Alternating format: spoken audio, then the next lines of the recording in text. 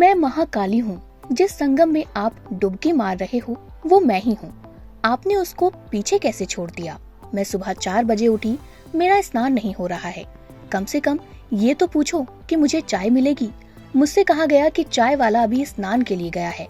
तब प्रचंड चंडिका और भी भड़क गई। महाकुंभ में लाशें गिरी हुई थी, ये मैं नहीं चाहती थी, लेकिन वो बर्दाश्त ही नहीं कर पाई। वहाँ चाय वाले, झाड़ू वाले जा सकते हैं तो मैं क्यों नहीं? मैं इतना बुरा कर्म तो नहीं करके आई ना। 23 साल से एकांतवास में तपस्या कर रही थी। ये ममता कुलकर्णी के शब्द हैं, जिनको सुनकर क्या ये नहीं लगता कि वो ये कह रही हो कि महाकुंभ में भगदड़ उनके अपमान के वजह से हुई?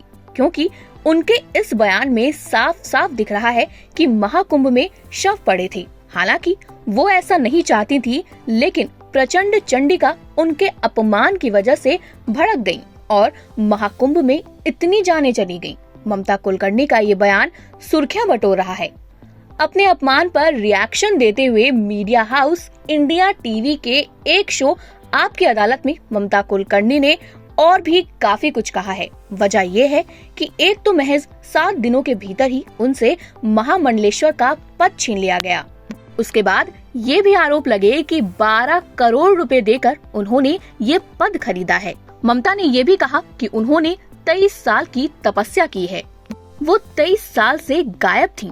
वो भगवा धारण नहीं करना चाहती थी, वो किसी भी बंधन में नहीं बंधना चाहती थी, लेकिन उन्होंने कहा कि मुझे ये लगता है कि मैं प्रचंड चंडिके की आद्य स्वरूप हूँ। इतना ही नहीं, ममता आगे कहती हैं कि मैंने 23 साल से इसको जगा कर रखा है। ऐसा वो नहीं चाहती थी कि वो पीछे रहें, इसलिए वो भारत महाकुंभ में स्नान के लिए आई थी और महामंडलेश्वर बन गई थी। उस दिन दोपहर तक इसकी तैयारी हो रही थी। सारे महामंडलेश्वर और 1000 रथ स्नान के लिए 12 बजे निकल गए थे, लेकिन उनको लोगों ने पीछे कर दिया। फिर उन्होंने कहा था कि आप लोग जाएं क्योंकि मेरे साथ विवाद जुड़ गया है।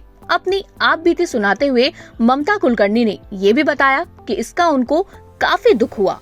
ये सब रथ, छत्र और छड़ी के पीछे जो अमृत है वो छूट गया, साथ ही स्नान भी पीछे छूट गया। इसके लिए वो बहुत ज्यादा रोई थी। ममता कुलकर्णी ने इस टीवी शो में और भी काफी कुछ कहा, जिसका मतलब केवल यही निकल रहा है कि महामंडलेश्वर पद से हटाए जाने का उनको काफी दुख है। साथ ही उन पर 12 करोड़ देकर पदवी खरीदने का जो इल्जाम लगा है, उसके लिए वो बेहद अपमानित महसूस कर रहे हैं। ऐसे में अब वो सब पर बारी बारी सीधे तौर पर या फिर बिना नाम लिए हमले कर रही हैं। ममता का ये गुस्सा आगे कितनों को चपेट में लेता है, देखने वाली बात होगी।